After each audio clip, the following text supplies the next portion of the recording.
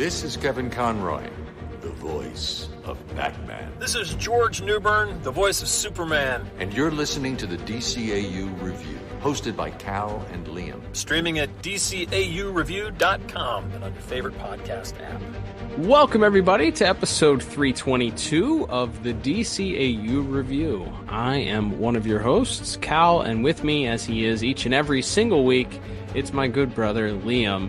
Liam, we are continuing here in our Elseworlds month, covering the very exciting and critically acclaimed Batman Caped Crusader cartoon, recently released on Amazon Prime Video. All 10 episodes dropped now about 2 weeks ago, and boy, it's been received very well. Lots of people are streaming this thing. I would say, I think it's, last I checked, it was 98% certified fresh on Rotten Tomatoes, for those that care about the Rotten Tomatoes scores and those types of things. Number one streaming show on the Amazon Prime platform. So all signs point to this being a good thing for Batman Caped Crusader. And as we continue with our reviews, we're picking up with episode 2. And that, of course, is a very exciting, interesting one. I think one that we were eagerly looking forward to just from the previews. And I'm excited to chat with you about it today, because it's gaining a bit of a reputation, I'd say. Absolutely. We are talking about, of course, the second episode of the series, ... and be a villain. The ellipses is part of the title. But yes, and be a villain. Clayface's first appearance in this new animated world. A little, certainly very different than the version, if you're familiar with the original animated series, or, as mentioned, most of his other animated appearances and things like the Harley Quinn show or something. This is a lot more stripped down, but there's still a sci-fi horror element to it that we'll get to as we look at this week's episode. That's right. Yeah, lots of homages to old Hollywood and noir throughout the entire series, of course. But this one in particular feels very much drawn out off of a very certain time in Hollywood. So excited to talk about that with you today as we get into our synopsis for this episode. But of course, before we do that, we'll get the official IMDb synopsis for this week's episode, which, of course, it is sponsored by, as it is each and every week, by the Pod Tower. Head over to youtube.com/the Pod Tower today and subscribe. And not only can you get our entire catalog, which includes all 321 previous standard episodes, bonus episodes, and a couple of additional projects that we've worked on. You get also the entire back catalog of Tim Talk, which covered every DC animated universe episode and a bunch of other stuff along with it in their bonus episodes. And you also get access to the ongoing series from the Watchtower database, Jump on the Bat-Wagon, as well as their Intergang podcast, all in one convenient streaming area for your listening pleasure. That's youtube.com/the Pod Tower. Head over today and subscribe. That's right. So this is the synopsis for And Be a Villain, which is written by Greg Rucka, directed by Matt Peters, with music by Friedrich Weidman and animation by Studio IAM. And that synopsis reads as such.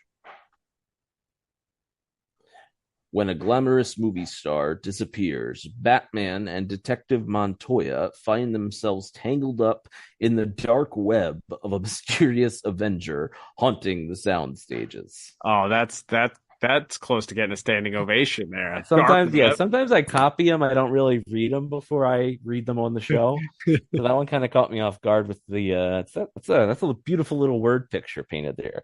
Tangled in the dark web of a mysterious Avenger. That's right. All right.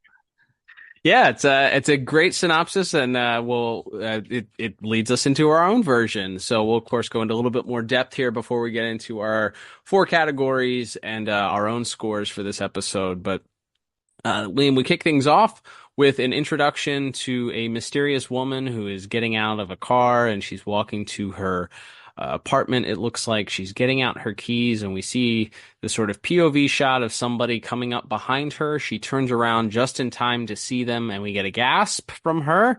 And then we cut to our opening credits, so a bit of a cliffhanger there.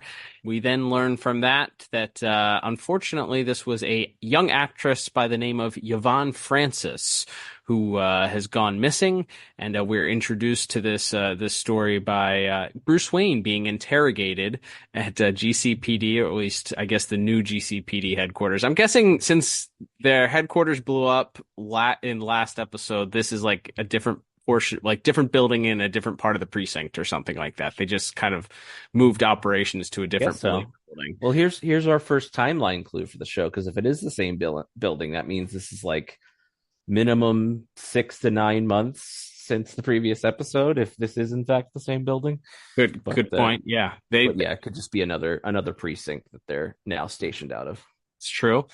But we see Bruce is being interrogated by Detective Renee Montoya, and she is insisting that Bruce give her all the information that he has on Miss Francis's location, and because he technically was the last person to have seen her.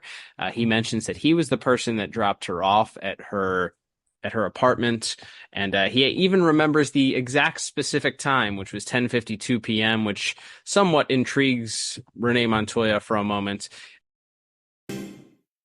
Maybe I could just write a check? For what? We're here to talk about a missing woman, not a speeding ticket. Yes, and I'm trying to be helpful, but I'd also like to keep my family name out of the papers if possible. I thought a donation to the department might ensure my involvement here was kept private. Or I could make a check out to you, Miss Montoya. It's Detective Montoya, Mr. Wayne. And not everything is for sale in this city. I'm not interested in dragging you through the mud. I just want to find Yvonne Francis. You were the last person to see her. That's the only reason you're here. Well, now I'm embarrassed. Are you? Good. So let's get back to the night in question. Your butler says you dropped Miss Francis off at 11? 10:52. Most people can't do that. Remember an exact time like that? Yvonne was starting a new movie the next morning. She had an early call time, so I was watching the clock. Don't say anything else.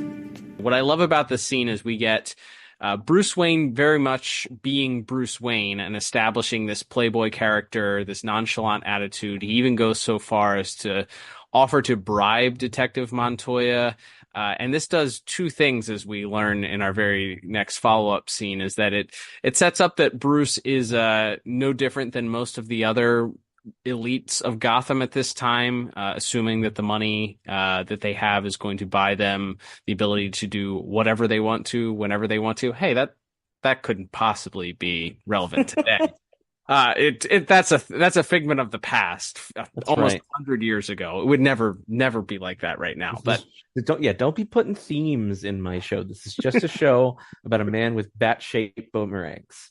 And the guys he throws them at. Stick to Batman, all right? No politics or commentary on my culture, okay? Absolutely not. All right. But so he's he offers to bribe Montoya, which she declines and says that his money is no good here. But also during this, not only does that kind of put up that facade that Bruce is no different than anyone else in Gotham, but it also allows Bruce to do his detective work. He sees that Montoya, by declining the bribe, may be on the up and up and may be somebody that he can work with and trust in the future. This all comes to an end, though, as Bruce is about to give more of testimony when his lawyer walks in, and we learn that in this universe, Bruce's lawyer is none other than Lucius Fox. So a familiar name and a familiar face, but a different role. He's sometimes a fellow worker at Wayne Enterprises. Sometimes he's Morgan Freeman, and sometimes apparently he's Bruce's lawyer. So he tells Bruce not to offer anything else, and they leave at that point since Bruce is not a suspect. It seems to me, sir, that you might be better served pursuing your own investigation. Detective Montoya's police work is sharp. She got angry when I offered her a bribe. Your point, sir? If she's honest, intelligent, and incorruptible, she could be an asset. And of course, this will help us locate Miss Francis that much sooner. Yes, that too. It's frustrating. I really thought I was getting somewhere before the attorney got here. But the butler alibis him, and honestly, I don't see Wayne as a suspect. Need a crime to have a suspect. We have a missing person. A very famous missing person, but still. That's my point. Not a sign of Francis, not a word. Nothing for 2 days now. Something's wrong here, boss. I can feel it.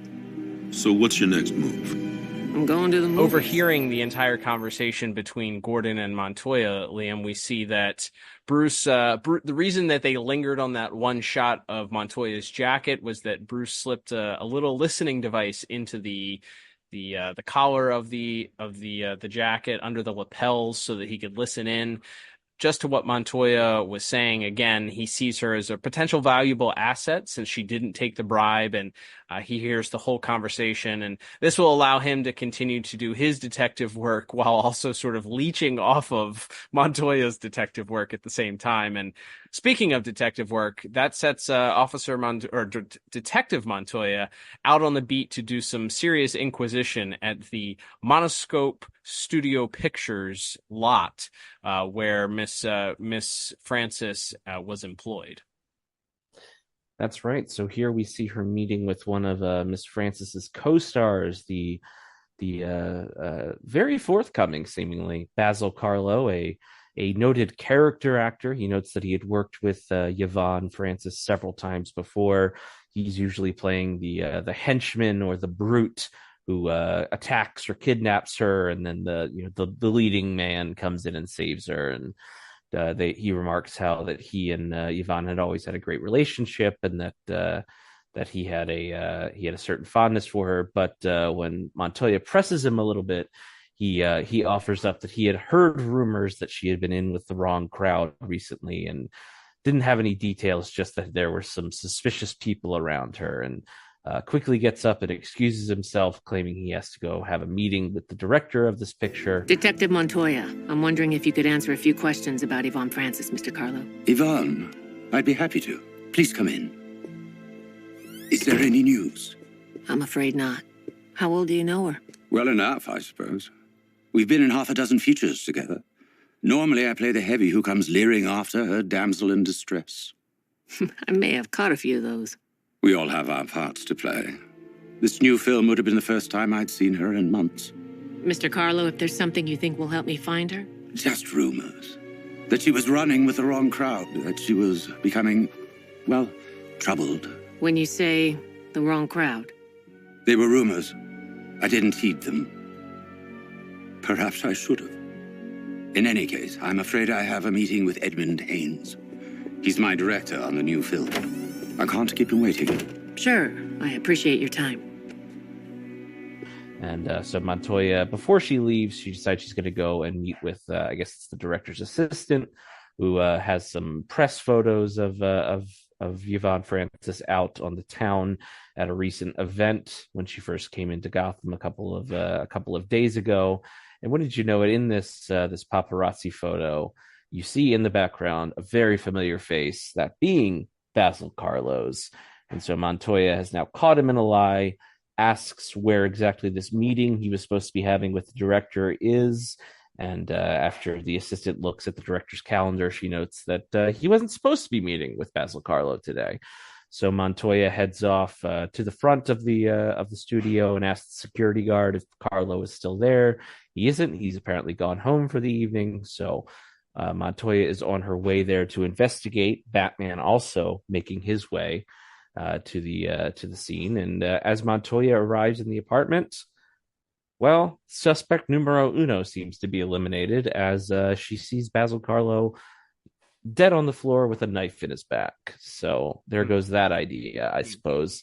And there's also a very mysterious man in a black trench coat and a black hat and a red scarf skulking around, who Batman notices and he gives chase to through the city. And as they're trying to get away, he's able to cut part of his or to trap him in a fire escape by his scarf, which the attacker quickly slices through, which causes the scarf to fall down. We see this the face, a very hideous and disfigured man, stands before us. I gotta ask you a question, Liam.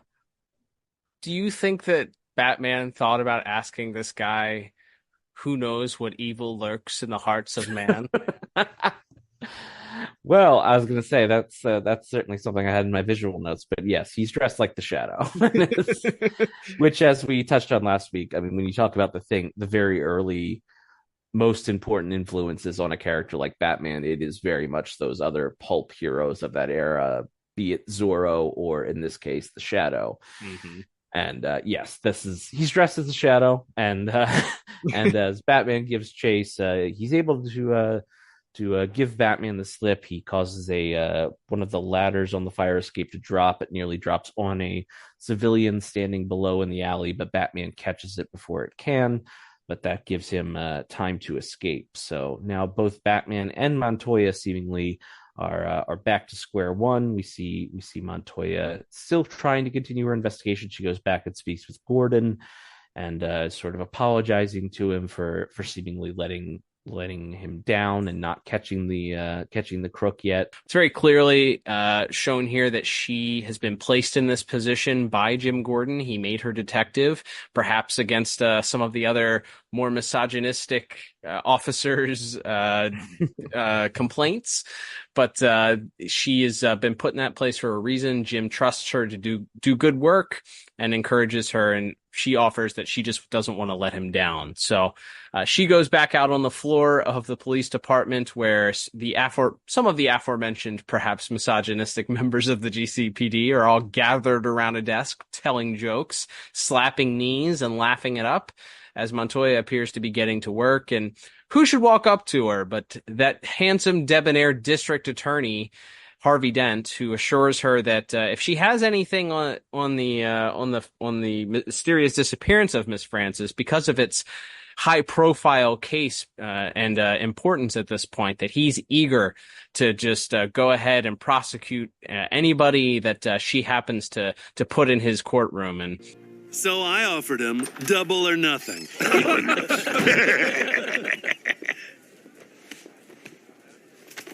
Detective Montoya, good morning. Mr. District Attorney. How's the Yvonne Francis case coming? Well, it's now part of the Basil Carlo murder investigation, so at the moment I'd say not very well. Don't be so glum. What this is now is high profile. You give me an arrest, and I can put on a hell of a trial. Make us both look good. Will anyone do, or should I focus on finding the actual murderer? You're a pistol detective. Case like this could do wonders for my mayoral campaign. Mr. Dent, I genuinely don't think I could care less about your mayoral campaign. A bit of friendly advice.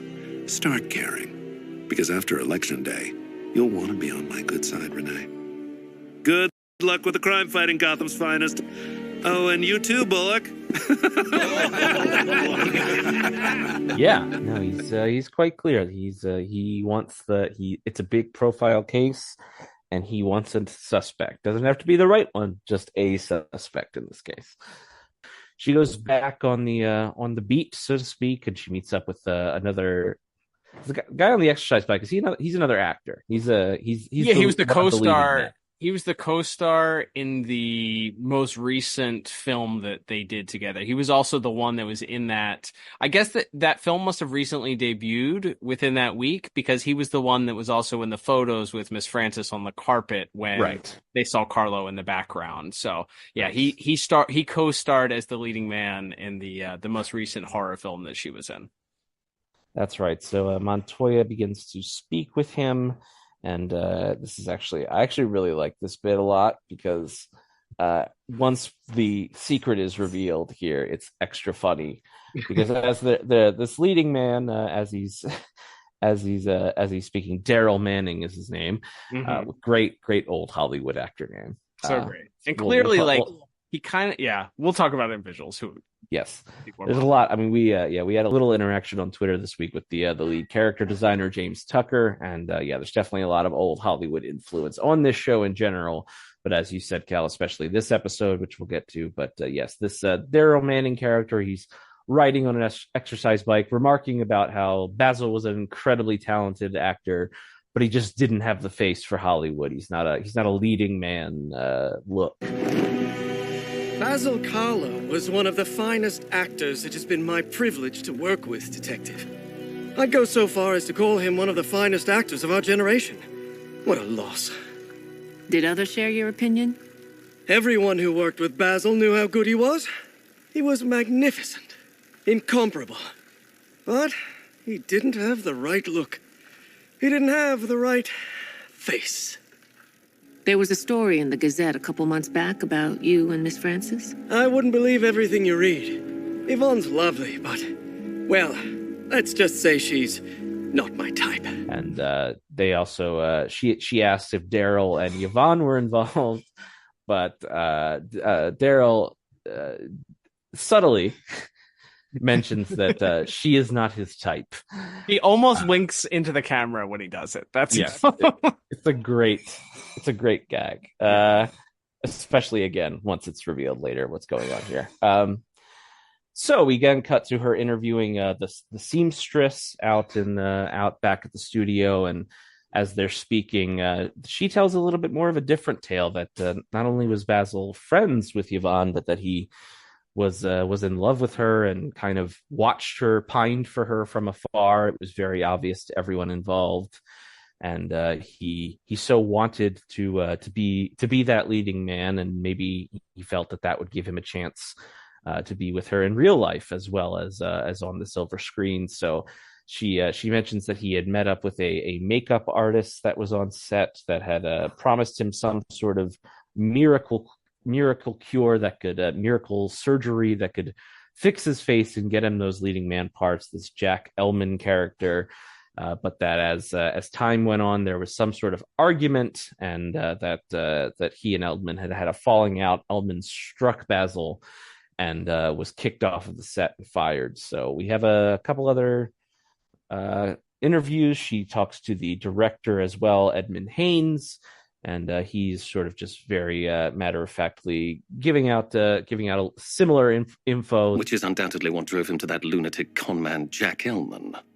Conman and lunatic? That's quite a combination, Mr. Haynes. One or the other, then. He was a makeup artist at the studio. Worked with Basil a few times. Better than that. The treatment will remake your career, Basil.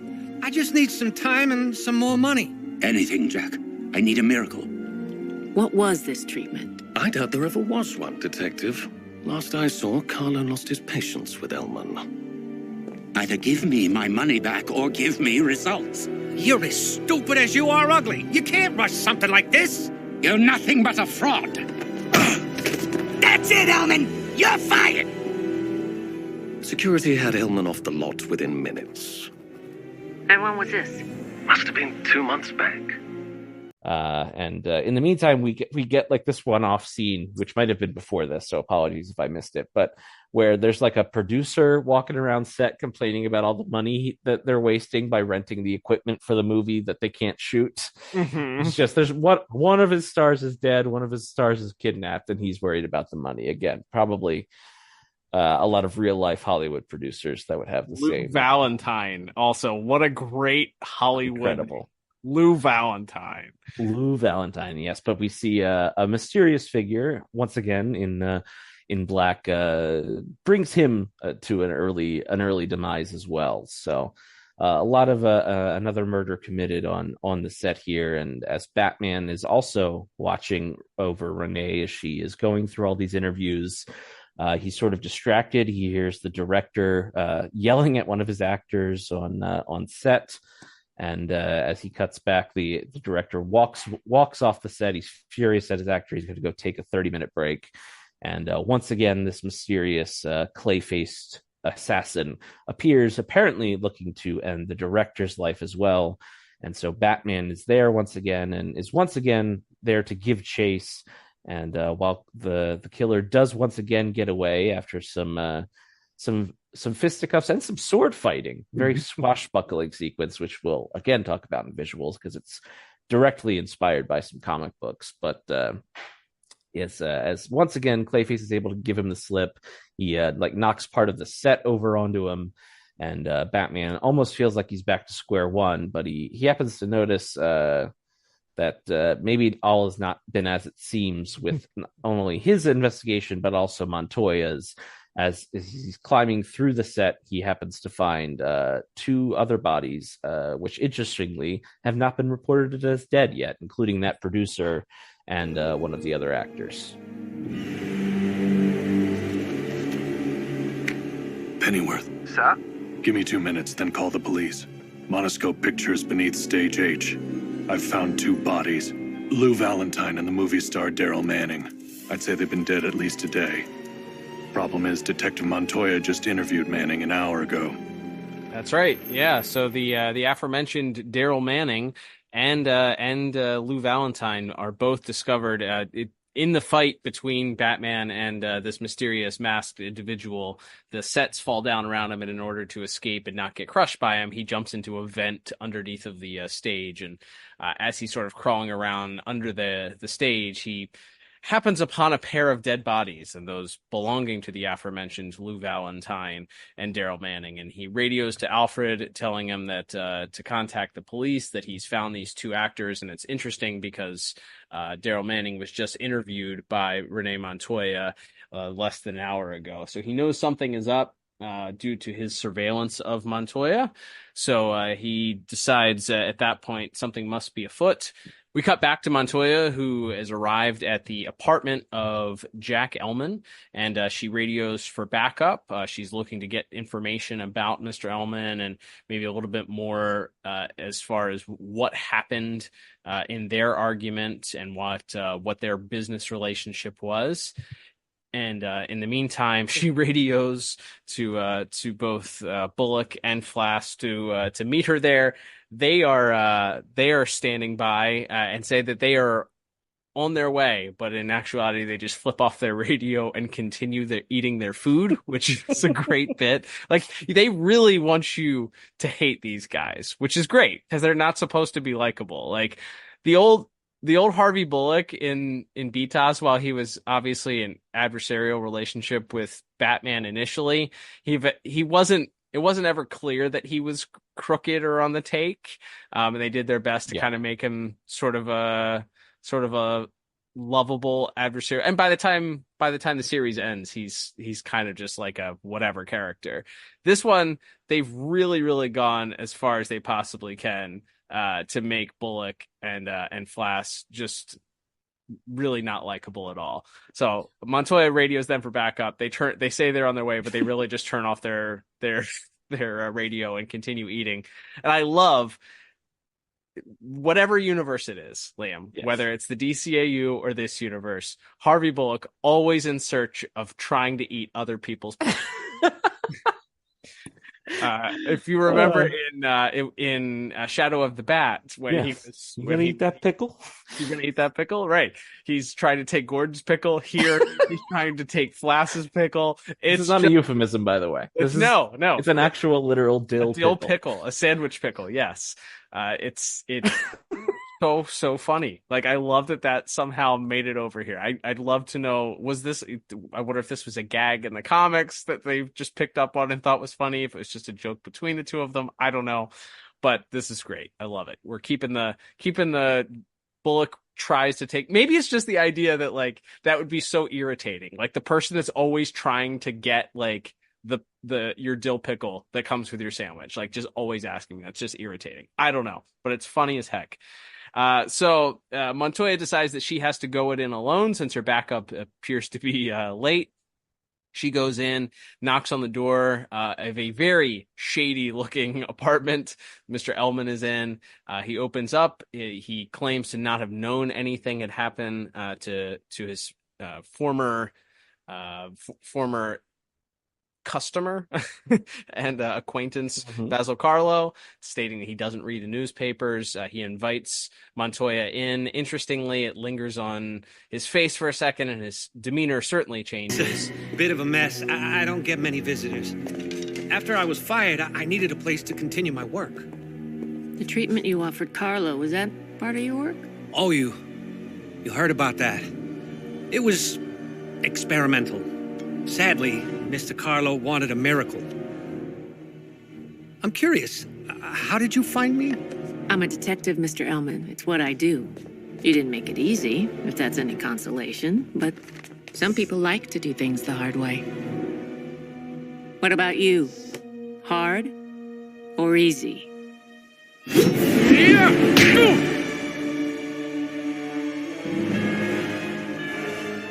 he's grabbed a pipe and he's hiding it behind his back, apparently ready to assault the detective. But she, clearly suspecting that he was up to no good, had made him for it and swings first, hitting him in the face. But this really reveals a horrific bit of circumstances here as we see. We cut up to his face. There's a fist imprint in his face in a very horror movie-esque bit. He's still holding the pipe. He smacks her in the head with the pipe, knocking her unconscious. And we then cut to black for our what would be a commercial break. We get back and Montoya has awoken, but she is in restraints, and she is greeted by a man. The same man that we've seen in several scenes with the scarf around his face and the dark, long black jacket and hat, and he begins telling her everything that's going on. She immediately assumes that this indeed is in fact Basil Carlo based on his voice. He then begins to tell her everything that happened and how we got to this point, that after years of being robbed of the ability to be a leading man, all because of his looks, and even with Yvonne mentioning and being very blunt and telling him the reason he didn't get parts was because of how he looked, he decided to take matters in his own hands, and that's when he decided to talk to this Dr. Ellman. Dr. Ellman promised him a miracle by injecting some sort of chemical into his face. And much like Clayface and Batman the Animated Series with the Daggett cream, it kind of allowed him to mold his face into a much smoother and debonair-looking face. They said I could have played 1,000 parts if not for my face. But now I have a face that actually could play 1,000 parts. I went to Yvonne to show her that now things would be different. That I could finally be the star she'd seen in me. Don't be alarmed, Yvonne. It's me, Basil. I'm yours, darling, if you'll have me. No, get away from me. But she rejected me. She refused to play her part. Do you see now, Detective? I've been given a gift to match my talent. I can be anyone, fool everyone, including you. And we actually see that the opening scene of the episode that we saw Yvonne turning around and being startled is actually her being startled at seeing Basil Carlo sneak up to her at her apartment's entrance, showing and revealing his new face, his more suave. It's kind of like I'd say like Squidward face, like the boss Squidward face, where he's kind of the handsome Squidward meme face. He's just like over the top handsome now, and she doesn't want anything to do with him, even though he's more handsome than he used to be, I guess. He's the ultimate simp at this point that he thought that he would be able to win her over with some plastic surgery. She rejects him, and he, of course, is not interested in this. In the meantime, as she rejects him and his face begins to sort of start melting, we see now that the flip side of this benefit that this doctor has sold him is indeed a snake oil, and it is in fact the ramifications are very serious for Basil. And it appears at this point that we get the full backstory as he continued to work with Dr. Ellman at this point, even though the oil had failed him, and he's going to kill her. He's going to kill Renee Montoya, and he's going to go on being anybody and anyone. And much to his surprise, Miss Francis interrupts him yet again as he's giving this beautiful, evil soliloquy. He's talking about how he can be anyone and fool anyone, and he was born to be a villain, and she just does not buy it. She cuts the legs right out from under him. I have finally found my lost role. It's ironic that it took me losing my career and my love to see it. But after a lifetime of playing the heavy, the thug, the brute, the scoundrel, I have realized it was perfect casting all along. Villain is the part I was born to play. Oh, for the love of Pete. I don't believe you. What? I killed Elman and Valentine. I don't believe your performance. You're chewing on scenery, relying on makeup effects to enhance weak characterization. It's insincere, Basil. It's not real. Not real. I'll show you real! However, thankfully, the eavesdropping hero of our story drops in at just the right time. That's right. Literally drops in through the glass and through the skylight. Good thing every building in Gotham City has a skylight, by the way. Just, if you had to walk in through the front door, it wouldn't be nearly as cool. But yes, he walks in there, and this is funny to me. So the pendulum with the big knife is swinging. Montoya's tied up. As soon as Batman drops in, he throws a batarang which unties one of Montoya's hands. So he's kind of helping to free her. And then he just goes right after Clayface. He doesn't try to get Yvonne free at all. He's just like, I'm going to get the villain. And I guess he trusts that Montoya will free her other wrist and then untie the 3 points that Yvonne is tied up at. But yes, Batman. So as Batman and Clayface continue their battle, Clayface grabs an axe this time and is swinging it around. Montoya is able to free herself and begins to untie the knots as the pendulum swings ever closer. She's able to free Yvonne right at the last second, and they roll to safety right as the blade comes down onto the table, which would have cut her to bits. Meanwhile, Batman finally is able to get the axe away and break it, and then he gives him a couple of good old rights and lefts and squishes up that face a little bit more, and knocks him out. So as he's standing over his victory, seemingly, Montoya does pull the gun on him now and says that she will shoot him if he does not surrender to her and turn himself in. She wants to take both him and Clayface in. And before he can really respond or react at all, finally, Bullock and Flash show up, loud and obnoxious as possible, which distracts Montoya enough for Batman to swing away and get off scot-free once again. Montoya begins to look over the crime scene as Bullock and Flash tend to Yvonne. They make a few cracks about how the Bat solved the case for her. And she fires back that actually they barging in like that actually let the Bat escape. So again, you reinforce the very combative relationship that the rest of the detectives seem to have with Montoya. And then as she kneels down to look at something, the bug that's been on her lapel the whole episode finally rolls off, and she realizes that Batman's been listening in on her the whole time, and that's how he's always been sort of one step behind this whole time. And so she talks into the radio as he's driving away in the Batmobile, and she tells him that they're not done yet.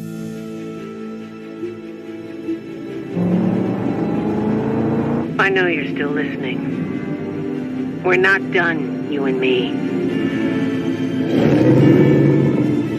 And that's sort of where our episode ends as Batman drives off into the night. Absolutely. So let's go ahead and talk about it, Liam. I think at the time of recording, I've not finished every episode. I'm kind of savoring it. I wanted to really, really enjoy this. I think I've watched 7 of the 10 so far. 7 out of the 10. I think this is probably my favorite of the episodes. Nice. It feels, I don't know. It feels like a story that could have been in the original run of Batman the Animated Series, but it also stands on its own. It has such a unique feel. It very much is grounded, I feel like, in that Hollywood noir story, which is what we've been told from the beginning, that's what our writers and directors are going for. So the mystery aspect of it, where you have kind of the swerve of the guy who you assume is the villain gets killed within the first act, and you're like, oh, well, it must not be him then. And then it's like, oh, wait a minute, he's a master of disguise, and it actually turns out to be him. Like, that's a pretty, I mean, you can certainly see that twist coming, but it's still pulled off really well. I think it's a twist. If you didn't know the character of Clayface, you probably would have been surprised by that.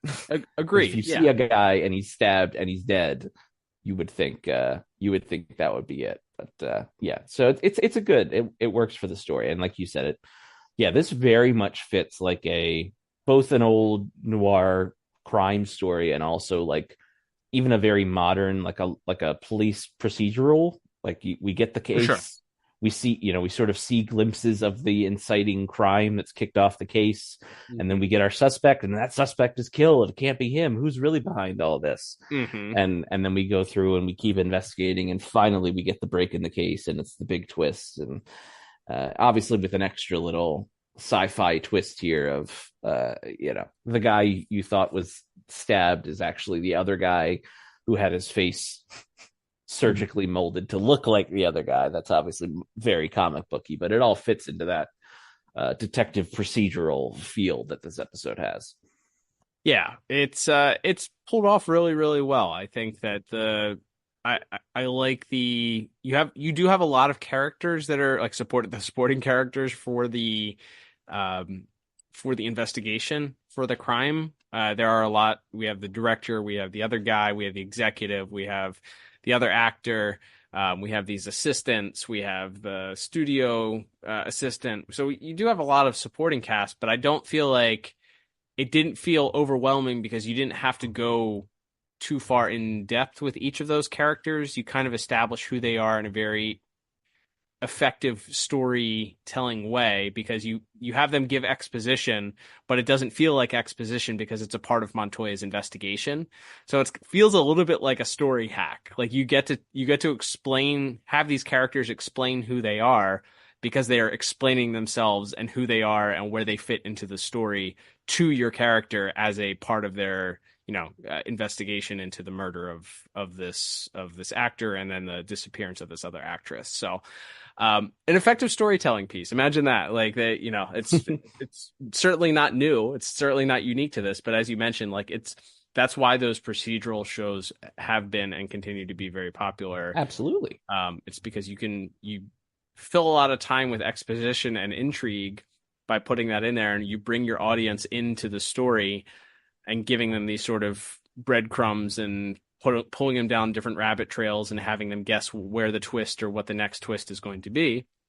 Yeah, and it's an excuse to go to different locations. Yep. And you have a lot of like small, we'll get to our voice cast later, but a lot of actors playing just these kind of one-off, one-scene characters, like the other actor and the director and the seamstress and the secretary and whoever else, like where it is when you think about it, it is like you said, a lot of exposition, but it's being told to you in a more interesting way by very visually interesting characters at the same time too. So we'll talk. Yeah. So, I think it is a very, it's a good job. You're really setting up who the supporting character of Montoya is. Yes. Different interpretations of Batman within the last couple decades. You've had maybe a police officer that's on the good side with Gordon, or maybe it's just Gordon.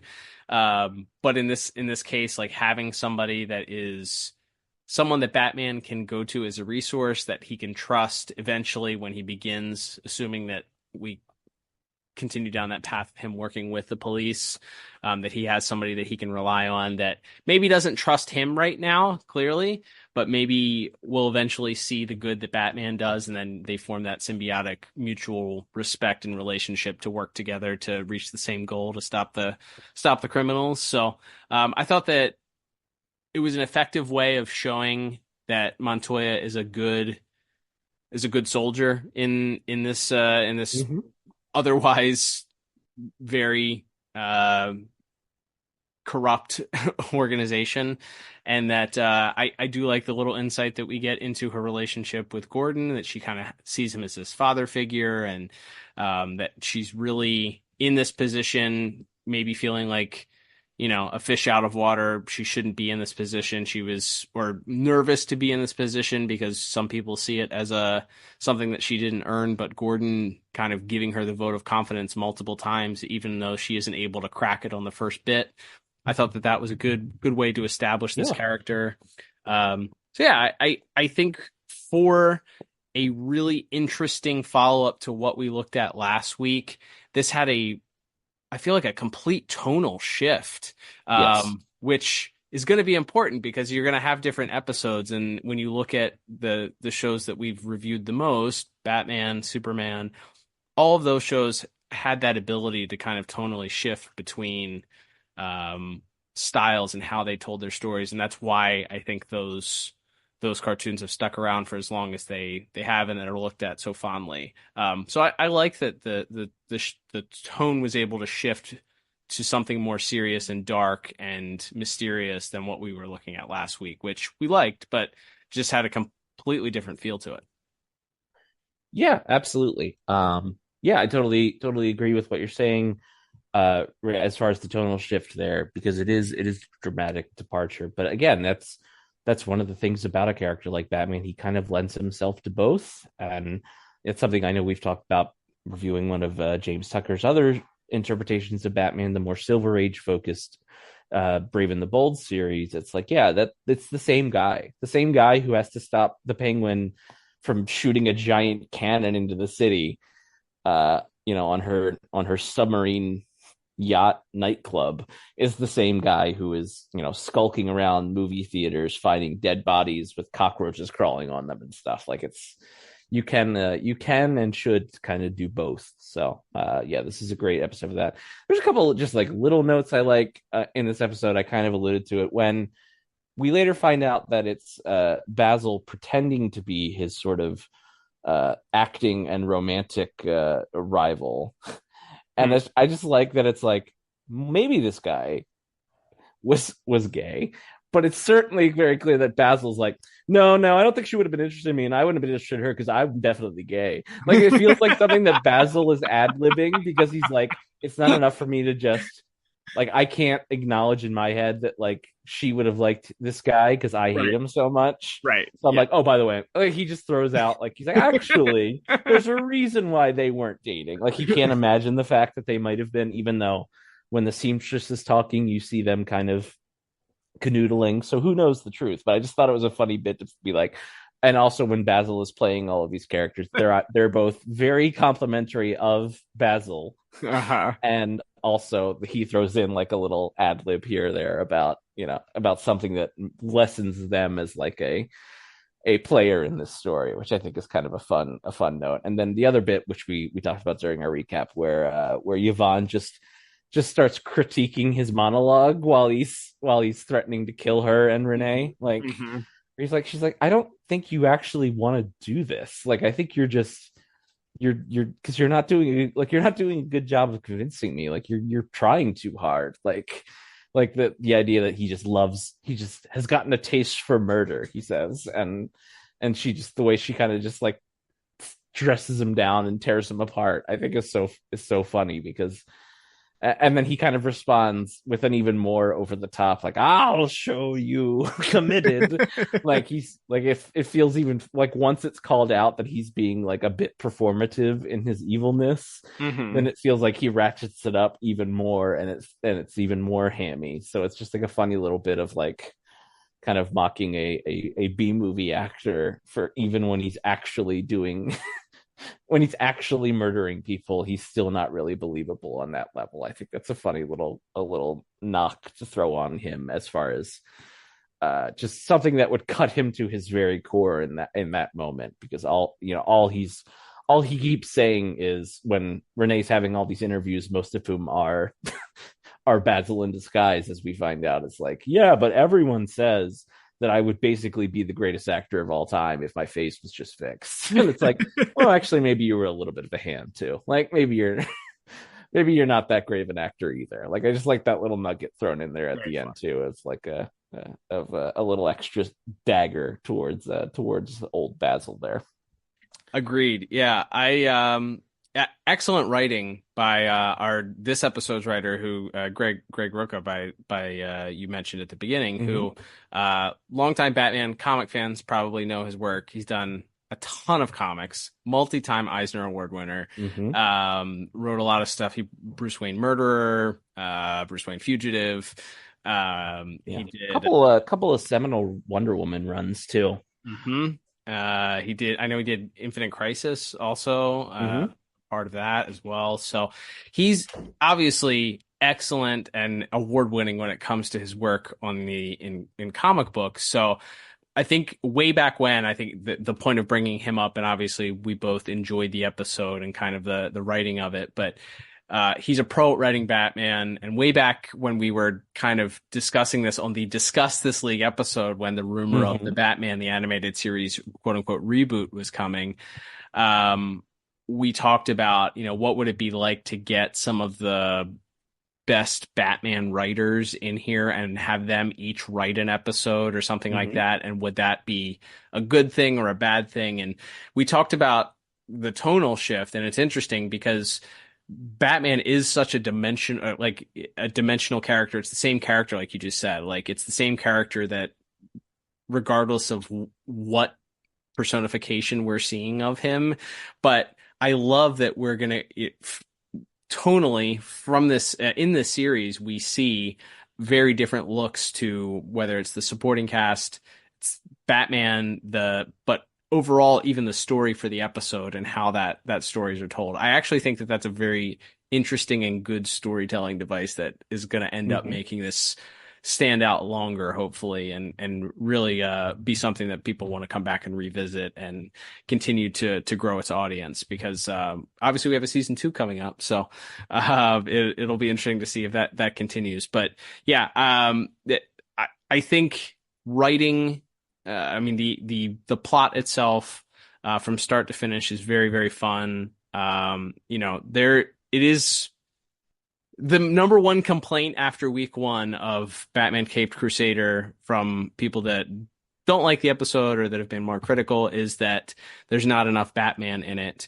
And Batman, I wouldn't say plays a supporting role in this episode, because he is also investigating alongside Montoya. He's essentially with Montoya every step of the way because of his surveillance.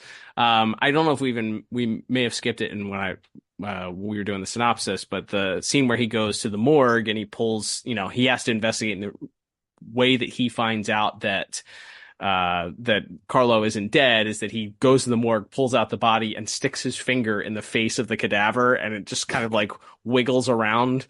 So he realizes at that point that that's not Carlo, and that's where he goes to do his own investigation of where Montoya is. So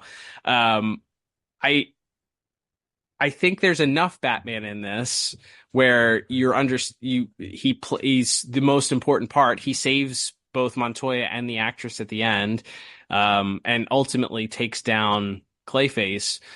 But we're still establishing that he is this sort of a mysterious character, and fans kind of don't have quite the read on him that they would in other iterations of this character. So I didn't think that for this episode, I don't have a complaint about a lack of Batman. I'll just say that. But I know that has been the theme of people that have hated on or have disliked the show so far. I really don't get. I don't. Again, you're allowed to have that opinion. Of course. I don't get that at all. I mean, I'd have to like take out a stopwatch and actually, it feels like he's very present. Either as Bruce Wayne or as Batman, he's in quite a bit of this. Doesn't feel like we go more than, a minute or two without at least checking in with him, which, like you said, he's sort of shadowing, pun intended, shadowing Renee as she talks to all the theater people, I guess. But even so, I feel like he's still very present. They have the multiple chase scenes and all that we'll talk about in visuals in a second. But yeah, I don't see that as like a criticism that makes sense for this episode, at least. Maybe we'll take it on a case by case basis, as we always do with these reviews. But everything all considered, I really enjoyed this one, and I ended up settling on a 9 out of 10 for my plot. Hey, we are in sync for this one thus far. Yeah, I gave it a 9 out of 10 myself. It's really good.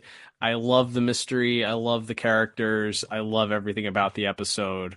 It's really good. It's really strong, and I think it's everything that it feels like a Batman comic come to life, and that's what I want my Batman cartoons to feel like most of the time. It's just I could read this in a comic book form, and now I'm watching it with vocal performances and stop motion. So, Absolutely, very good stuff.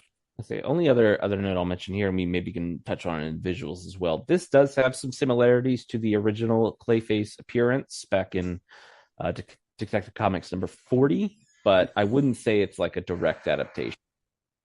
No, some of the motivations are changed. Clayface's motivations are changed. I think in that, if I read it today on the wonderful DC Universe Infinite app. It's a wonderful app. It sure is.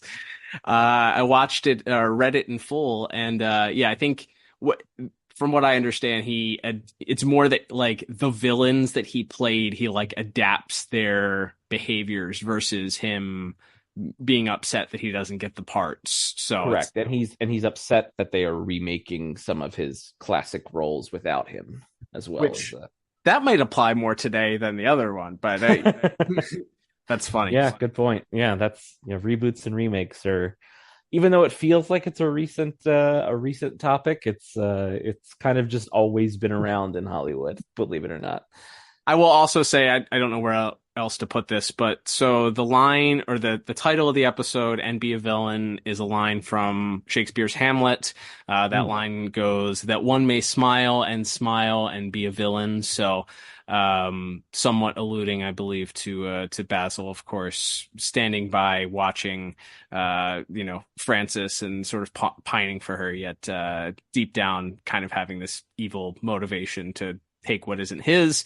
It's also a title of a Nero Wolfe novel from the 1940s, which was a noir detective story, believe it or not, from the 1940s. It didn't really have any, other than it being a mystery, it didn't have any correlation that I quite saw from to the story that we're covering here. But again, our executive producers time and time again talked about how they were greatly influenced by anything and everything, 40s, noir, horror, all of that. So unsurprising that a detective novel from that era would potentially lead to this, the title of this episode as well. All right, Liam, let's move on to our next category, shall we? Which is animation and visuals. And once again, Studio IAM, or I am responsible for this week's animation, and also directed by Matt Peters. What did you like about the episode? What stood out for you? I think there's plenty of things to talk about, including some visual references that you already made note of to that Detective Comics number 40, and plenty of old Hollywood references into the way that some of our characters appear to be modeled after, and even some of the studio and the films that are being filmed on the studio lot even are direct references, perhaps, to some old Hollywood films. Absolutely. Yeah. I mean, that is the fun of this, is so much of it takes place on movie sets. So there's a very, very large variety in our backgrounds. There's a part where he and Batman are chasing him. They get to like a castle set, and then they have a sword fight. And that's a great bit of it might be my favorite moment of the episode, honestly, is they're fighting with the swords, and they're sort of walking up this spinning staircase, twisting staircase as they do, which is directly out of that Detective Comics issue, although Clayface was fighting Robin in that scene, I think. Even swings on the rope too. There's like that pirate rope swing occurs, I believe, in one of the scenes there too.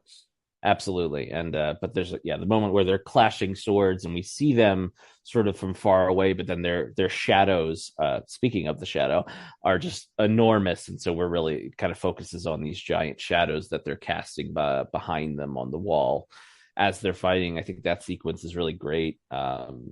the chase sequence with them on the rooftops when he first gets his first look at this Clayface. We don't get. I feel like what we would have gotten in BTOS that we don't get here is we don't get the shocked round eyes Batman reaction face when he unscarfs him. I feel like that was missing here. We needed like a big shocked open mouth gasp from Batman in there, but I guess this Batman is a little bit more reserved in his reaction. He's even keeled.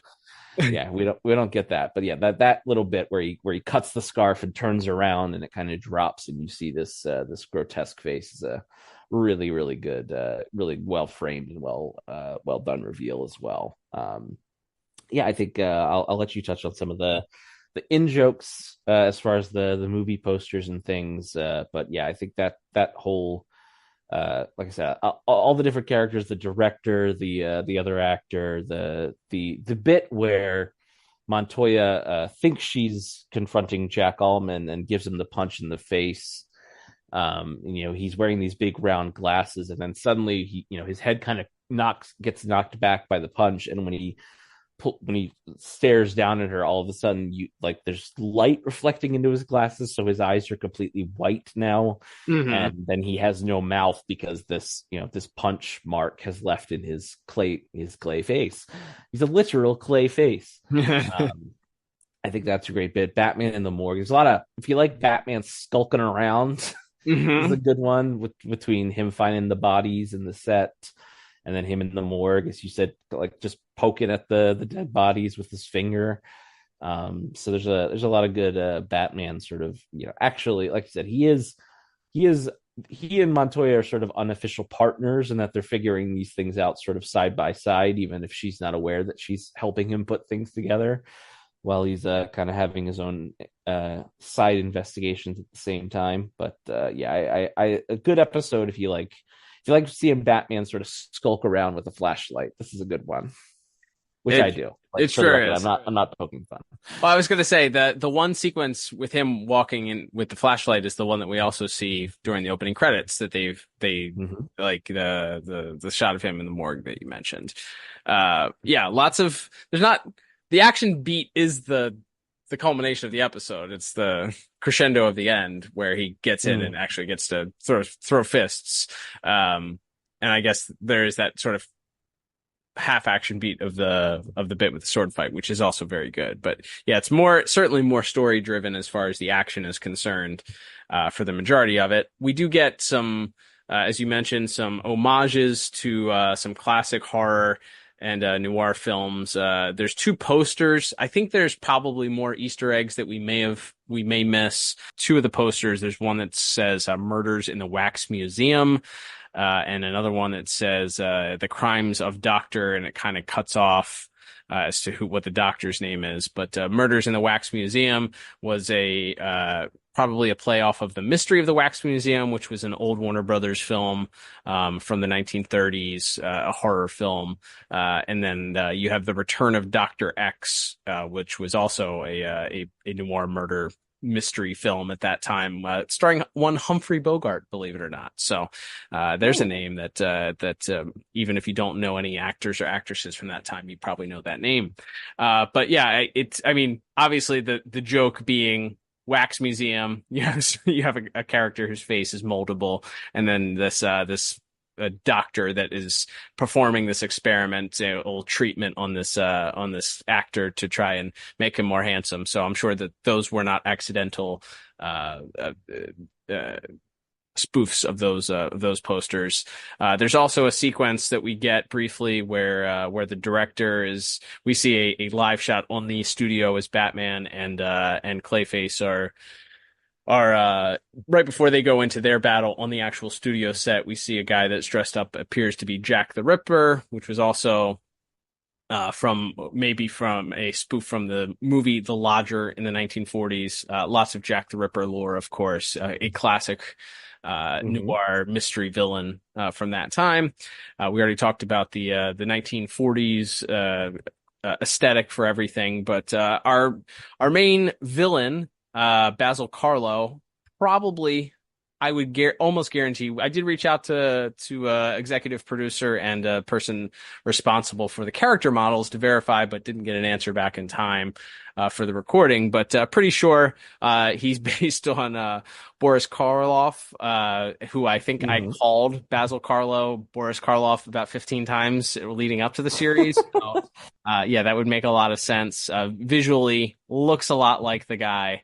I think there's also a little of Chaz Palminteri in there also, as I pointed out before we went on the air.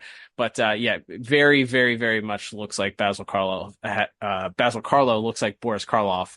Same eyebrows, same general facial features. Boris Karloff also famously in Frankenstein and a lot of old horror, Universal horror films back in the day. So makes sense that you would model your character to kind of look like that actor based on the story that they're telling here. The trap at the end also very much a reference to Edgar Allan Poe's Pit in the Pendulum, where we get that gigantic, horrific weapon swinging back and forth about to kill Miss Frances. I didn't quite get a reference for who Miss Frances, or it's very clear that I think Lucius Fox is based on somebody also, just their general facial features. Maybe one day we'll get some information shared from the executive producer, Mr. James Tucker, or some of the other character designers that worked on the other characters. But Mr. Tucker's been gracious enough to share a bunch of character model sheets over the last week or so. Yeah, we've gotten some character sketches, including for Flask, but yeah, we don't have a specific actor necessarily in mind, or at least that he's mentioned as of yet. Yeah, but keeping on the lookout for that, and we'll share it when any more of that information is available. Last thing I'll touch on with old Hollywood, Liam, during a scene where Batman is doing some detective work in the Batcave, Alfred is also doing his best to assist by throwing on a reel-to-reel film of Miss Frances and Basil Karlos, to see if he can find any clues in the movie that could help Batman. And he mentions that Miss Frances is no Gloria Swanson. Gloria Swanson was actually a real actress from mainly from the silent movie era, but moved to the talkies, as they called them, shortly thereafter. Academy Award nominated, Golden Globe winner. Miss Swanson appeared in a lot of those silent movies and was in some of those horror movies for that time period. Horror movies without vocals it's fascinating to me. Like, you just rely solely on music and then like the visuals. It's very, very interesting to think about.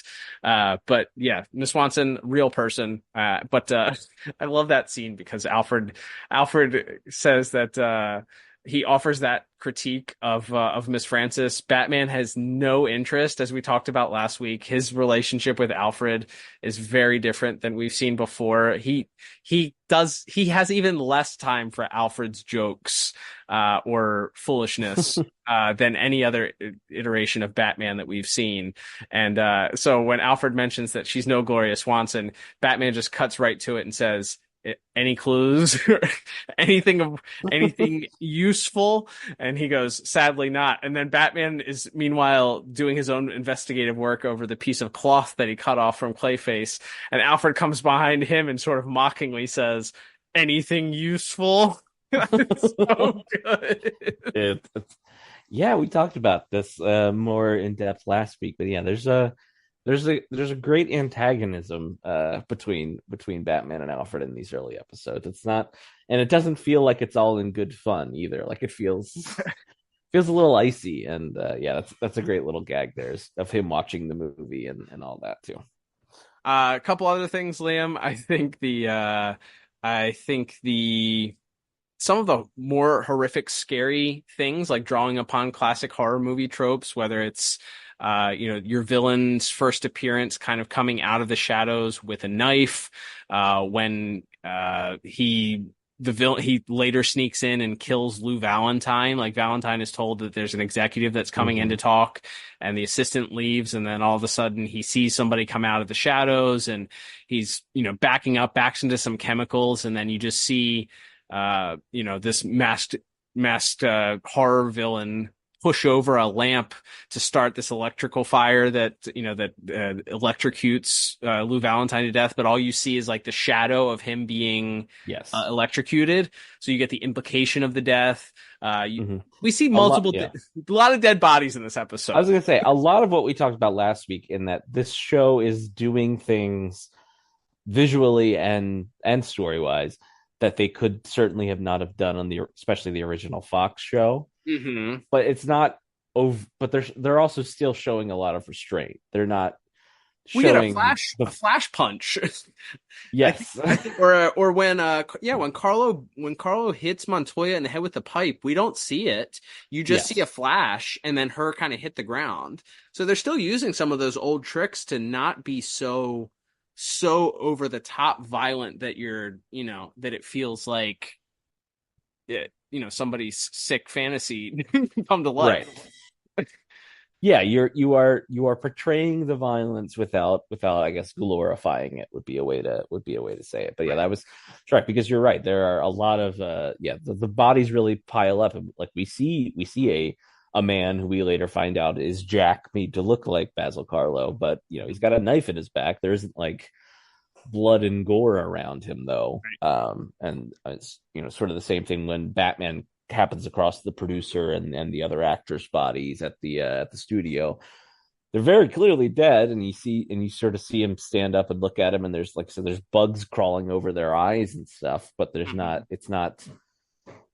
decaying, and you don't see like any wounds on them or anything. So they were pretty restrained, given the given the fact that it's still quite a bit of over the top violence that they never could have gotten away with in the old show, for sure. So like it both crosses that threshold, but also doesn't have even like the more overt violence that some of the animated movies do, where where you see a lot of blood, or they'll kill someone right on screen. So there's still a lot of restraint being used here, which again, I think sometimes that's more effective. I think it's more effective when you just see the guy's shadow and you hear, his terrifying scream in the score, as we'll talk about in a couple of minutes. Like, I think that's way more effective than just seeing a guy get electrocuted. So it's not only is it restraint, but it also works better for the medium you're in.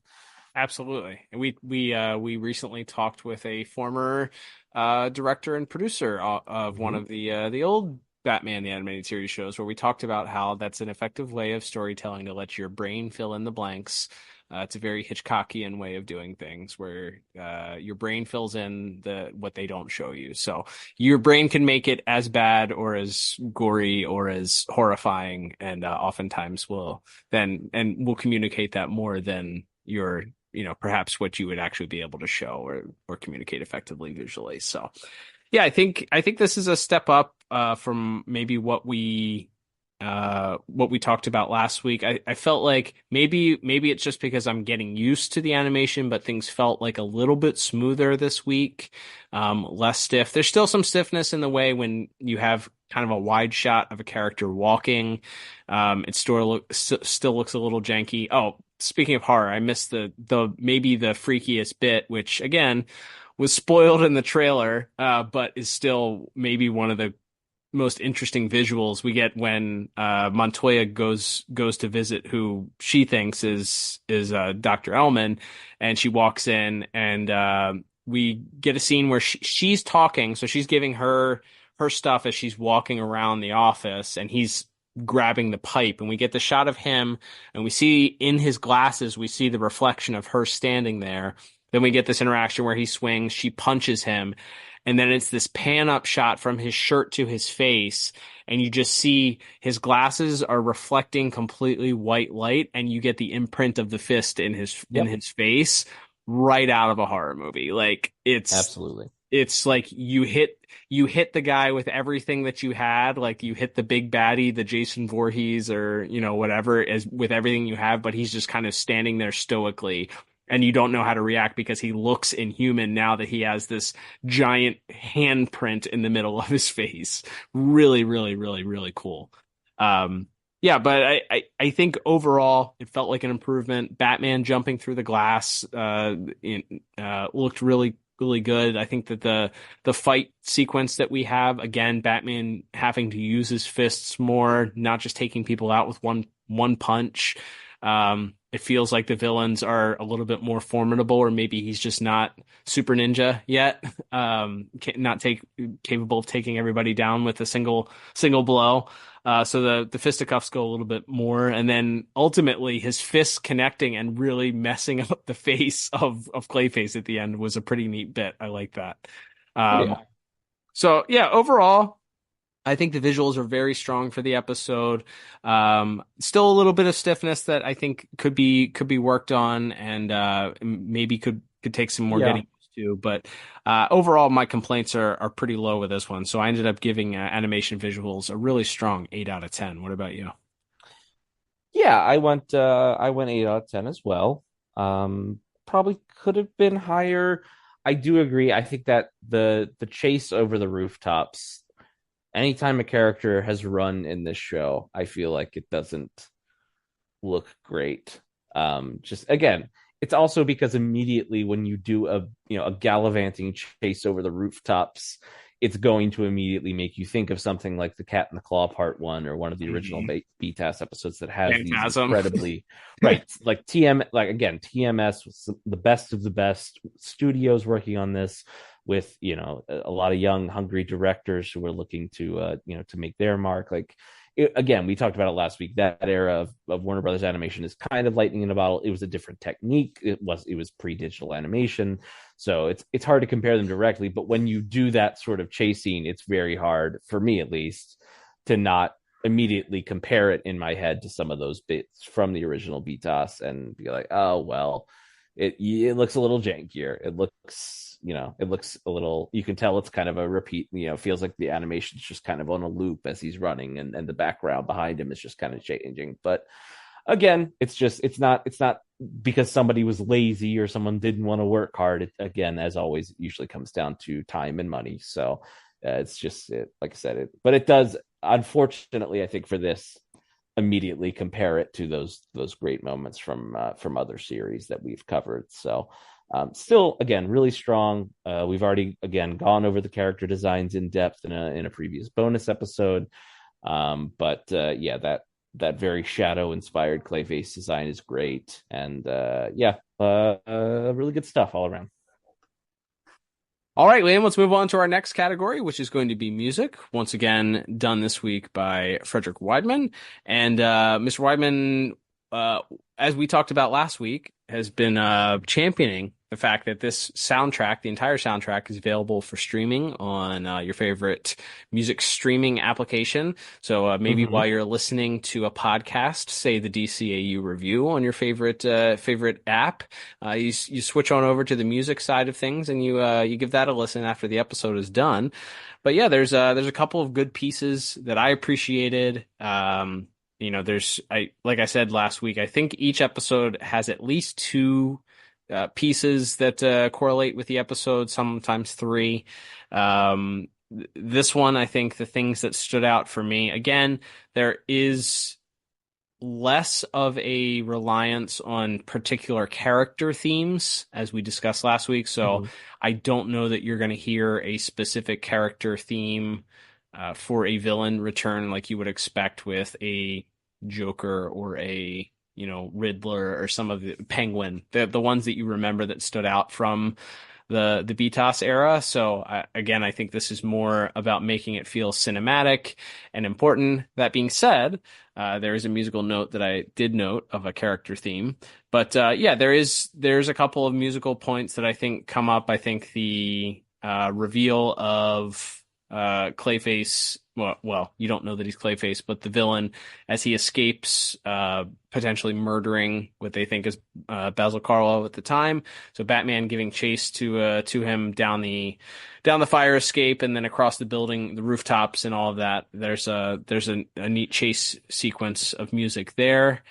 I also liked the music that played, a very horror movie inspired theme once we get the reveal of that really great visual of the fist imprint in Clayface's face after Montoya tries to knock him out.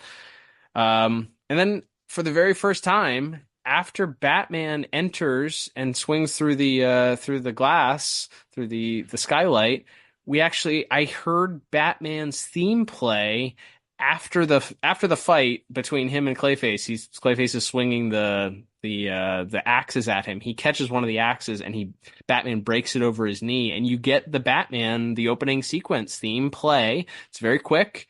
It's very it's not triumphantly played, but it is played, so you hear the Batman theme. So I made a note of that. I was like, all right, I like that, even if it's not what we're used to with a Shirley Walker type triumphant Batman's taking over here.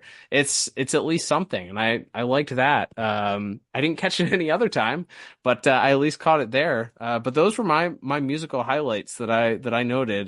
Did I miss anything, Liam?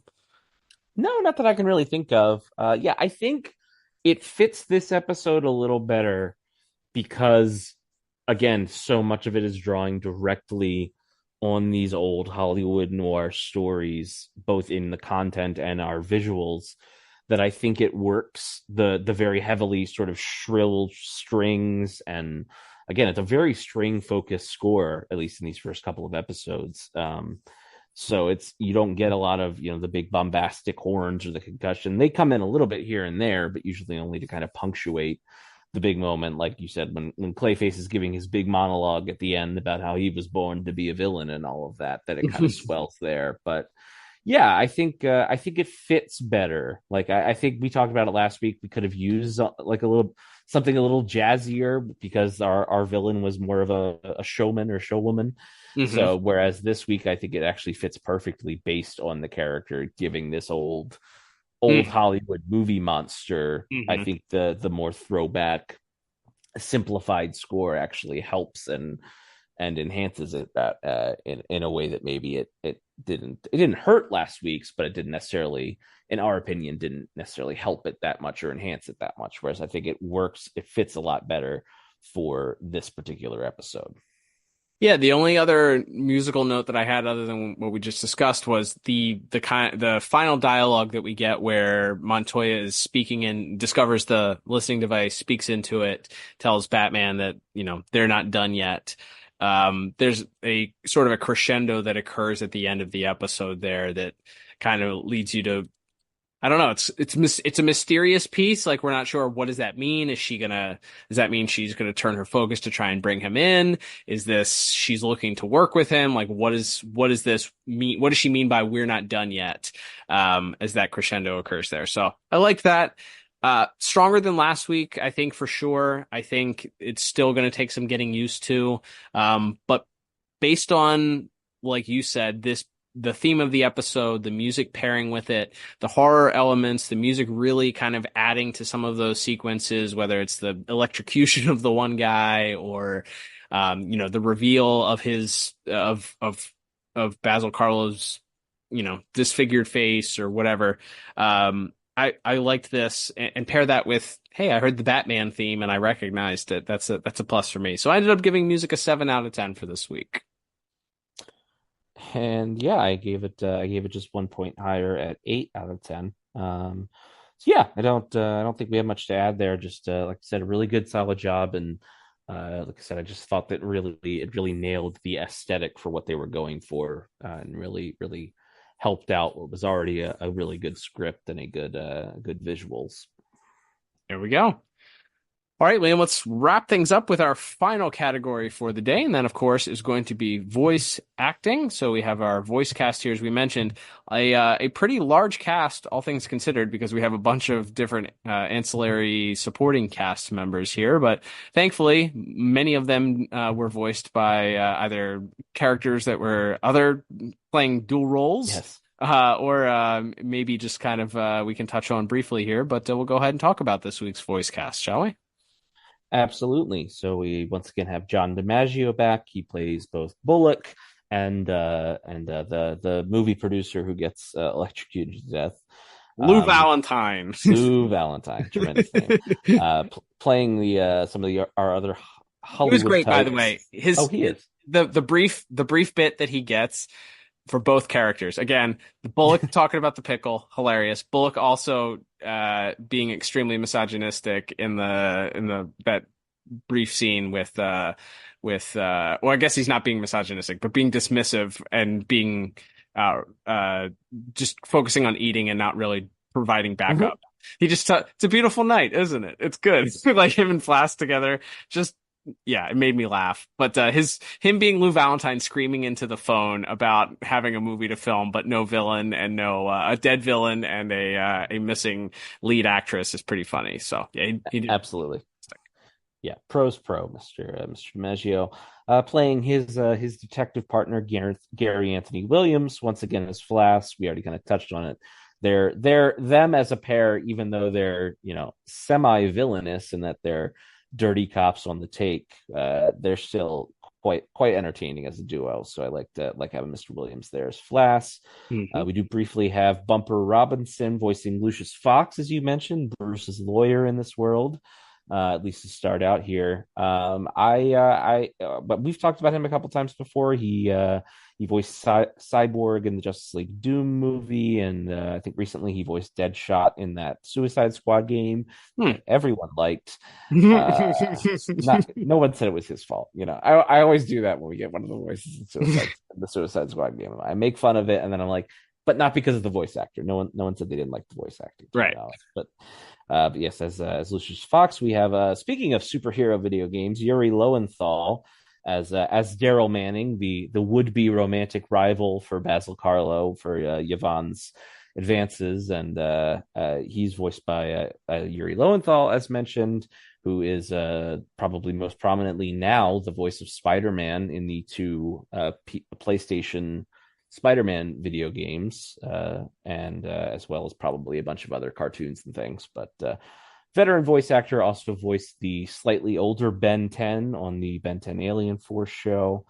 Again, I just love that scene because it feels like Basil is ad-libbing things to like throw dirt on this guy. He's like, Basil's a way better actor than me, and also I'm gay. Like it's such a funny scene to me, like because it just feels like and maybe that wasn't the intention, and I'm just reading into that scene, but that's what it feels like, the intention to me. And I love his very over, like he's so like very leaning into like the pampered pretty boy, like, oh, he's such a darling. Like he has that sort of quality to him. So I really enjoy him in his really just this one scene. Yeah, fun little bit that he has there for sure. Absolutely. Alex Wyndham as the director, Edmund Haynes, who really his fun bit is when he's yelling at the actor on set. Not a lot to it otherwise, but that's a fun little bit. Kimberly Brooks, who we've talked about several times on this show, I think most recently maybe during some Static Shock episodes. She plays, I think, both the secretary and the seamstress in this episode, who both in their own way give Montoya something to go on when it comes to the case she's working. We have Jeff Bennett back again this week because he's playing both the security guard and also plays the aforementioned Jack Ellman, which is funny because by and large, all of these actors we're mentioning are also playing Clayface at the same time, which is kind of funny. Because yes, they're all playing what I guess the real people sound like, so they're played by different actors. But really, as we find out, not obviously not Miss Brooks as the seamstress as far as we know, but everybody else is technically Clayface in disguise. So it's kind of a funny bit that they're all technically playing a villain. So while they're doing that there, and then we start to get towards our main cast here, or our main players. At least we have Lacey Chabert playing Yvonne Francis. I looked up how to pronounce that. I don't just know that. Way to go. But you would know her from Mean Girls, and she's the original voice of Meg. If you ever watched like the first season of Family Guy and it's not Mila Kunis, that's who it is. Interesting. Also done a lot of other voice acting, but like I said, her time to shine is that final scene when she's tied to the table, and she as the knife is starting to swing, she's like, hold on, you're doing a bad job at acting. Like the way that she cuts him down in that moment is really quite funny. I think so she kind of has to do it all in that one scene, because otherwise she's kind of just the damsel in distress, quite literally, in this episode. But she does get her one little bit of like twisting the knife when Basil's doing his little monologue. So I like that bit a lot. I did also like she gets a dig in at the aforementioned Harvey Bullock also, as Bullock offers her his help, again being extremely misogynistic and predatory perhaps towards her, and she goes, "I'm fine. I've had enough horror for the evening." So she's quick-witted, and her delivery is pretty great for what's asked of her in that final scene. Absolutely. And then elsewhere, a couple other sort of brief players, but that are main players in this series.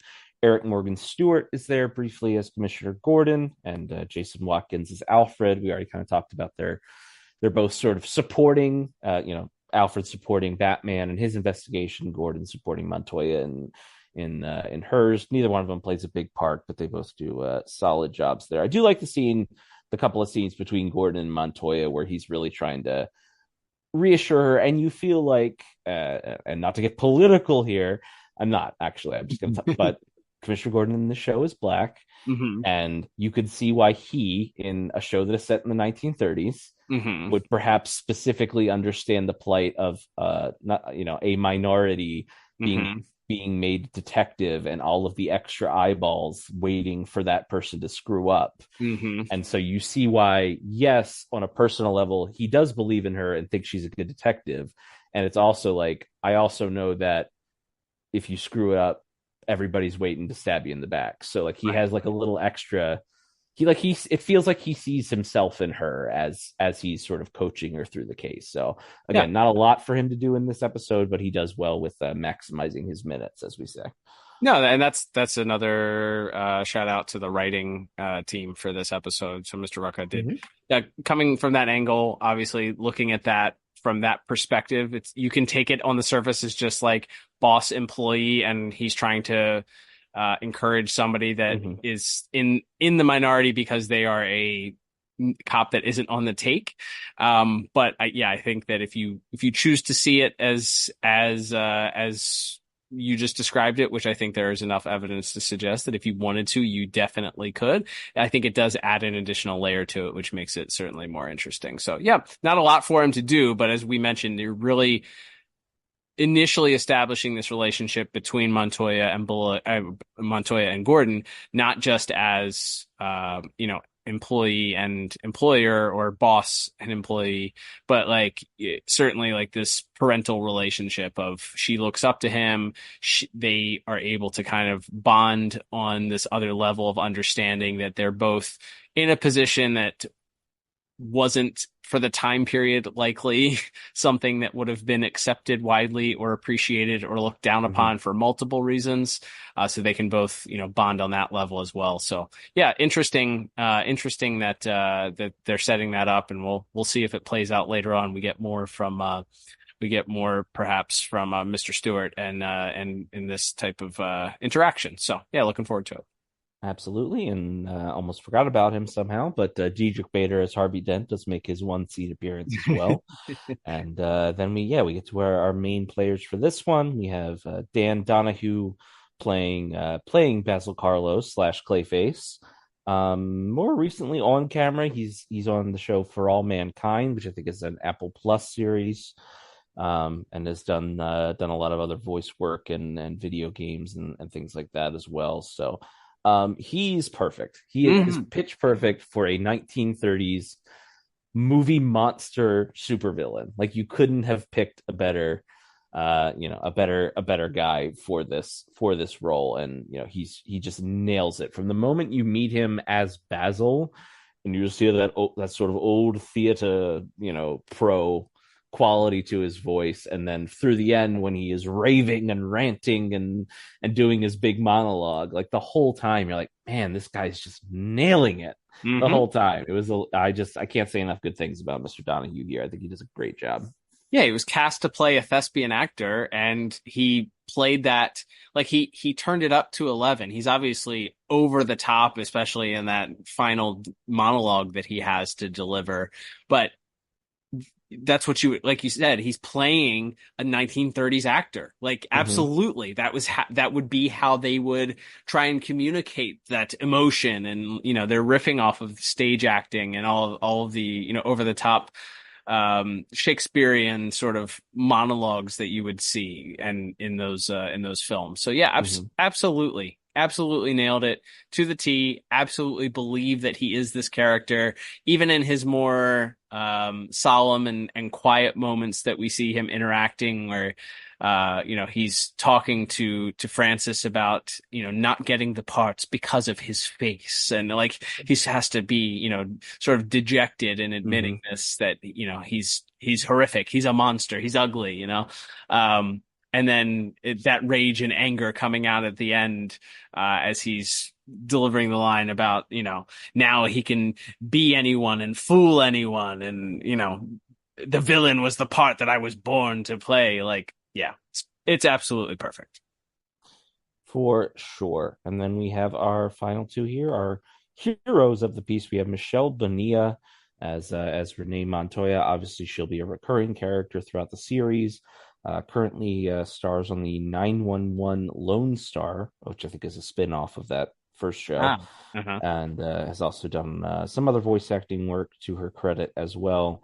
I think she really nails it. Like, she feels like this Montoya feels very beaten down by the world, and like she's to get to where she is as a woman in this time period. It feels like her walls are up pretty much the whole time. Like other than when in those scenes with Gordon, she is the dukes are up. Like when she has to interact with Flass and Bullock, when she's interacting with Dent, even when she's interacting with Batman, you get this sense that she's really spoiled. Like she's ready to throw fists at any time, and literally does in this case in this episode. But like you really get that sense, and they do show her throughout this episode, and Miss Bonilla's performance is part of that, of her showing her to be a good detective as well. But yeah, you just really get that sense of like, her fists are constantly clenched. It's kind of, and I feel like that comes through in the vocal performances as well.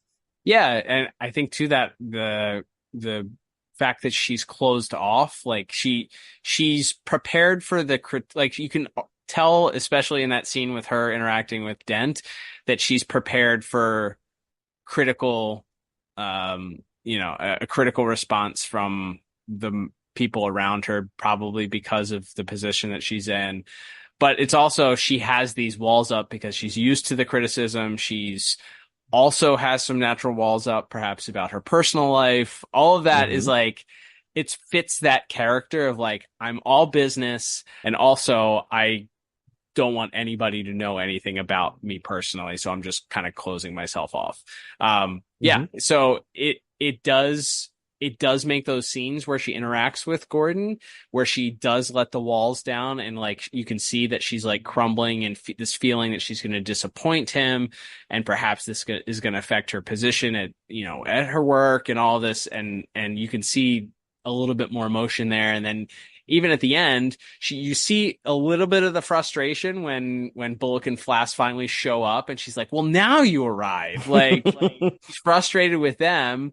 And then they accuse her, or they say, oh, did Batman save the day? Like, and that's exactly what she was expecting, like not to get any of the credit for any of the work that was done. The fact that she led Batman to where Miss Francis was being held, all that stuff. Like she doesn't get the credit for any of that, and she's ready for it at that point. But then when she discovers that she's been being surveilled, that last little bit that she has there to share with Batman, like, hey, we're not done yet. Like, this isn't the last of this. I thought that was a great little performance there. So yeah, I think she's really strong in this episode also, and is able to sort of pull off the dichotomy of that character in those different scenes. So yeah, really, really effective in how she communicated that.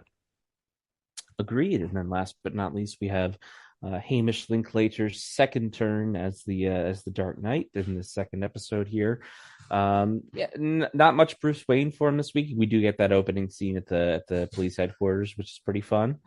And then really the whole rest of the episode, he's just in Bat mode. But again, as you said, he is around the whole time, but he's not a he's not a talkative guy at this point in his career. So we get a little bit of him and Alfred interacting, and then that's pretty much it for the rest of the episodes. Just him sort of puzzling things out while he's putting together things, or he's shadowing Montoya and engaging in fisticuffs with Clayface. So not a ton asked of him this week as far as his depth as an actor, but again, I feel like I'm settling into his Batman, and I feel like he does a good job here.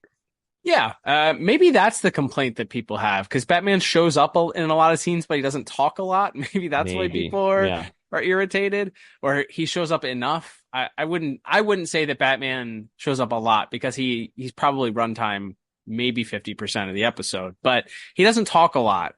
And when he does talk, it's very short sentences that he's trying to get information out of people, whether it's Alfred or, somebody he's interrogating or what, but he doesn't do a lot. Yeah. And I think that's something that it's maybe more noticeable in this medium, because in a comic, there's like constant inner dialogue for a character like Batman, where you're hearing his thoughts or you're reading his thoughts in those little, either in the old timey days, the old thought balloons, or more recently, everybody uses those little like blue boxes now. But yeah, like in a comic, I think it's easier to deal with a stoic character because you're still reading all of his thoughts and his motivations and everything. But in this medium, he keeps his cards pretty close to his chest, and I think that works, but that it is probably an adjustment. Again, if you're comparing it to other Batmans like a Diedrich Bader or, of course, the late Kevin Conroy, I can understand why that's going to take people a little while to adjust. But I think it's more just that's kind of translating who they see this character to be into a medium where you don't have the benefit of a constant inner monologue. Yeah, that's probably a fair critique. And I think we talked about, I don't know if we talked about it, or maybe it was, at some point in the last several months, we talked about how maybe it was when we were talking with a former director of Batman the Animated Series, but Robin or Alfred were often used to somebody as Batman that Batman would bounce dialogue off of so that he could work through issues or work through problems. And it really doesn't feel like they feel compelled to do that as much. Like, you have a little bit of it with Alfred, where he explains the tag isn't a monogram. It's the studio. It's an indicator that it's a prop from a studio. So he kind of does explain some of what's going on, or when he pokes, the cadaver and says, well, this isn't Carlo, to no one in particular, I guess, because he's not talking to Alfred there. But maybe there's just less of that, and you're kind of expecting more of that dialogue to occur. But yeah, I'm okay with him being a little more inhuman, because I know that that's the direction that they're going for, and it makes the Batman more mysterious. So maybe people are just uncomfortable with not being intimately aware of how this Batman ticks. It's a little more of a mystery. So, but yeah, all of that to say, performance is really, really strong. I think mainly on the back of our leads, Mr. Donahue and his performance. I felt like I had no choice but to give this a perfect 10 out of 10 for voice acting. So our first 10 out of 10 in the Batman Caped Crusader comes from our voice acting in the second episode. What about you? Broke the seal. Yeah, I gave it a 9 out of 10. I think everybody's really strong. Yeah, I don't know what would have pushed it to a 10, honestly. I just 9 was sort of my first instinct, and that's usually what I go with. So yeah, really, really strong. Maybe if Hamish Linklater's Batman had a stronger role in the episode, but like we said, the story didn't call for it. And yeah, overall, really, really high scores, and yeah, great job by everybody involved. Again, even some of these bit players, so to speak, that are just coming in to do one or two scenes or one or two background voices, all really bringing it and doing a great job helping craft this very, as we said, very procedural style episode. There we go. All right, Liam, let's total up our scores here. Totaling up everything here at the very end, I end up with a very impressive 34 out of 40. What about you? And even though we differed, I think, in a couple of categories, the final score ends up the same. I also gave it a 34 out of 40. Oh, there we go. Identical scores here. Also, I didn't mention it. I neglected to mention this, but I'll throw this in at the end if you're still listening. But I'm pretty sure one of the things that we've come across, we're excited to talk about in the next couple weeks, are some of the Batman the Animated Series Easter eggs. So there was, I believe, one of the posters in the dressing room, or I think it's in Dr. Ellman's whatever that is, like his apartment or whatever. Yeah. Where the rest of the posters are. There was a poster that appeared to be a man with goggles and a fedora, and certainly resembled the Gray Ghost. So there have been, if you have been on Twitter/X, there have been several reveals of Easter eggs for Batman the Animated Series, amongst other things. So you can check out our social media. We've discussed a couple of those already.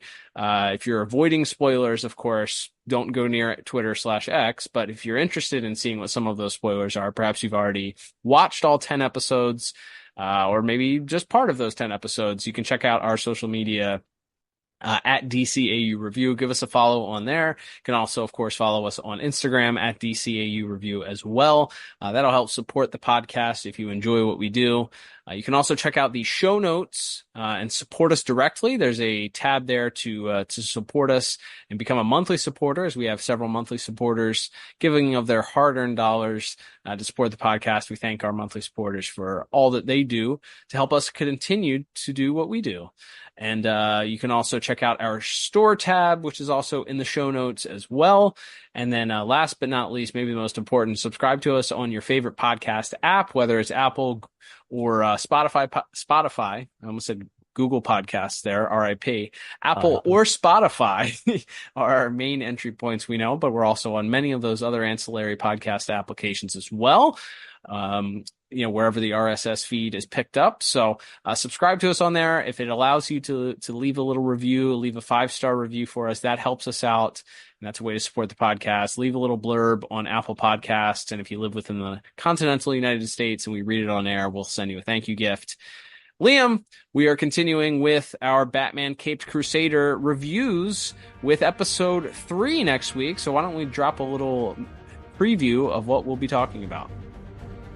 That's right. So next week we are covering episode 3, as you said, and this is one I think everybody can sink their teeth into. This is an A-list Batman villain making her debut next week in the episode Kiss of the Catwoman. That's right, it's Kite Man.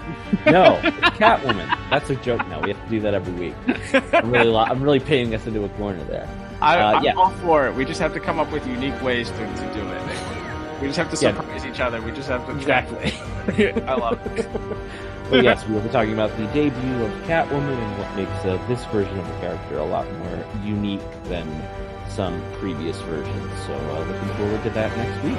That's right. And can't wait to check that out with you, Liam. But until then, I'm Cal. And I'm Liam. And please join us for the next episode of the DCAU Review. Bye-bye.